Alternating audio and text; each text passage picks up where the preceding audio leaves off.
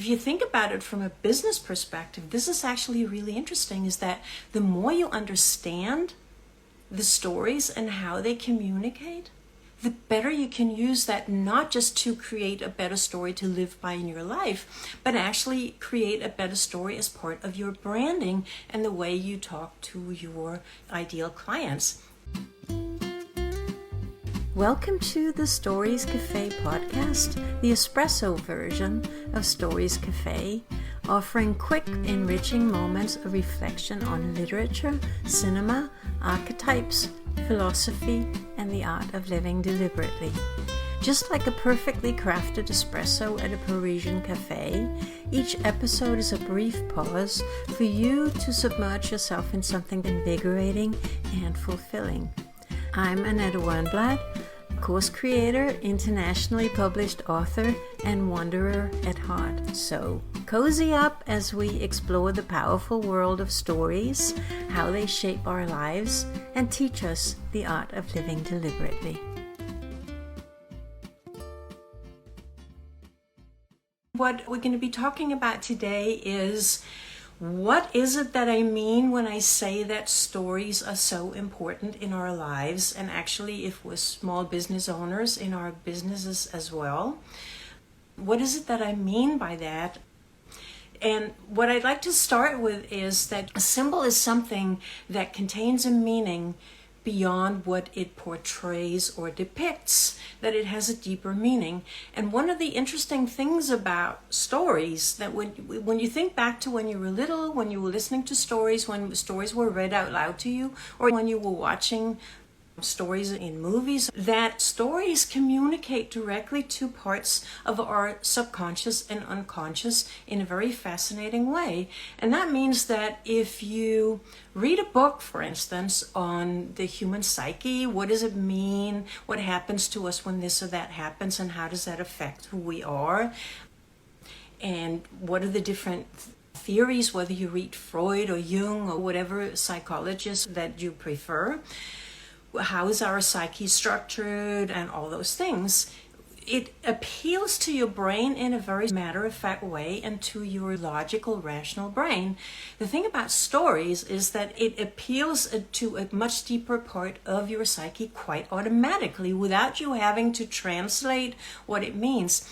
And I think for me, I've been fascinated with stories ever since I was a little girl, with the impact they have on our lives, and the fact that the more consciously we understand them, the deeper they actually affect us. When you listen to a story, it appeals directly to those less conscious parts of your psyche. And before I interrupted myself, this is what I was saying, is that one of the things I think is so fascinating about that is that children understand this intuitively. That means that when children listen to stories, they understand that, well, this has something to do with me, and this has to do with who I am, and they're actually very often able to decode and understand the deeper layers of stories quite spontaneously. Then as we grow up, we are encouraged to lose that ability. I don't think it just happens. I think we're encouraged to, grow up and behave more rationally, and don't talk to your imaginary friends or whatever it is.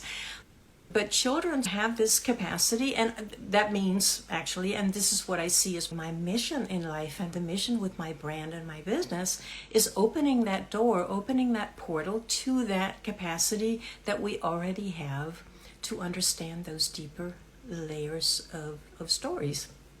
And if you start thinking about that, what does it mean that stories say something about us? Frankenstein and Dracula were written in the 1800s.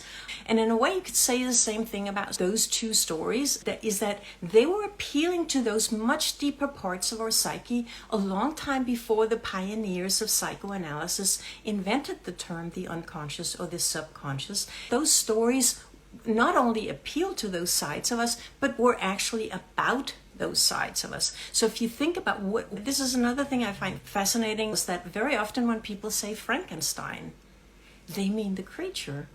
But Frankenstein is the name of Victor Frankenstein, the doctor who created the creature. The other thing is, why doesn't Dracula have a mirror image? because Dracula is a mirror image, is that they're about deeper parts of us.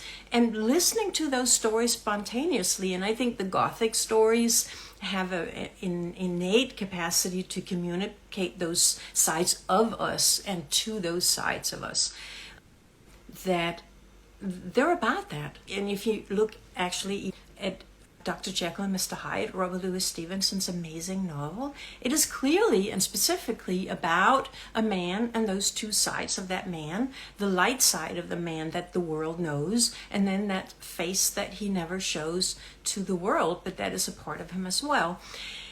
And I think the interesting thing about stories, again, just to backtrack a little bit, is that they appeal to those parts of us, and they are about those parts of us, and they communicate in a way that we directly, even if we're not aware of it, even if we're not conscious of it, we know exactly what they were telling us. At least we did know when we were children. And I love opening that portal and that door. You know, if you think about it, we actually amputate a lot of who we are, because we, especially now with social media, we're encouraged all the time to be happy and look as if our lives are perfect and all that. And very often the stories allow us to examine those sides of us that are not as acceptable. All those things on the surface that we chase in our lives, and go deeper than that and go beyond that and reclaim in a way those sides of us that we have been encouraged to put aside. And stories can help us do that, and the characters in the stories, which you sometimes hear me refer to as archetypes, can very much help us to do that. So that deep desire that we have for something beyond the daily life, I think it's very, very important to look at. So when I say, just very briefly, because I know that not all of those of you listening are business owners, but it is actually interesting that in our own personal lives, the stories can remind us of all those much deeper sides of us that we knew so well and was so proud of when we were children, and help us reclaim that. But if you think about it from a business perspective, this is actually really interesting, is that the more you understand the stories and how they communicate, the better you can use that, not just to create a better story to live by in your life, but actually create a better story as part of your branding and the way you talk to your ideal clients. And actually, if you look at the archetypes, you will understand things about your ideal clients that you can then appeal to. And here's what the reason why I'm saying this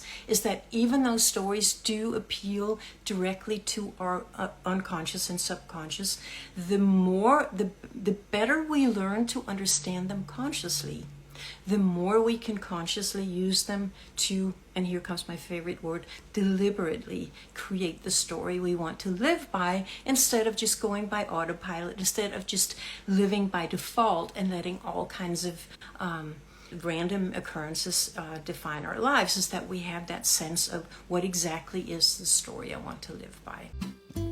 Thank you so much for joining me. I hope you enjoyed your espresso break and learned something new. If you're eager to dive deeper into the world of stories and ideas, be sure to hit the follow button in Spotify or the plus button in Apple Podcasts, so that you get each new episode straight to your podcast app. You can also visit us at Stories Cafe. Just go to stories-cafe.com. There you can explore free content for a taste of what we offer, or if you're ready for more, a paid membership unlocks in-depth discussions, full access to our archives, and a vibrant community of fellow story enthusiasts. I am so thrilled to have you here, and I look forward to welcoming you back to the Stories Cafe soon.